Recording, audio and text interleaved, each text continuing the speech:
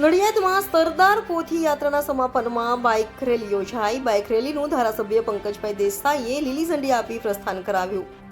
આ bike rally Nadiad DMart ચોકડીથી Santram road, Sardar Bhavan બ્રિજથી પવનચક્કી રોડ, મિશન રોડથી યોગી ફાર્મ સુધી બાઇક રેલી યોજાઈ હતી. નડિયાદ ડીસીસી બેંકના કર્મચારીએ બાઇક રેલીનું પુષ્પવર્ષા વરસાવીને સ્વાગત કર્યું હતું. મોટી સંખ્યામાં સરદાર પ્રેમી મિત્રો બાઇક રેલીમાં જોડાયા હતા. Reporter Naresh Ganwani, Gujarat crime news, Nadiad. મારું નામ રિકેશ પટેલ. આ યાત્રા 2 ફેબ્રુઆરીએ કરમસદ સરદાર સાહેબના ઘરેથી નીકળી અને આજે અહીંયા નડિયાદમાં પધારી છે.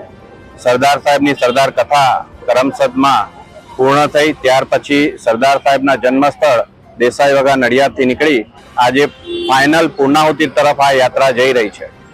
આ યાત્રા સરદાર ધામ યુવા સંગઠન આયોજિત સરદાર સાહેબના 150 જન્મ જયંતિ નિમિત્તે સરદાર સાહેબની અવેરનેસ તથા સરદાર સાહેબની લોકવાણી અને સરદાર સાહેબને જાણવા અને સરદાર સાહેબને સમજવા માટે આપણે આ યાત્રાનું આયોજન કરેલ છે.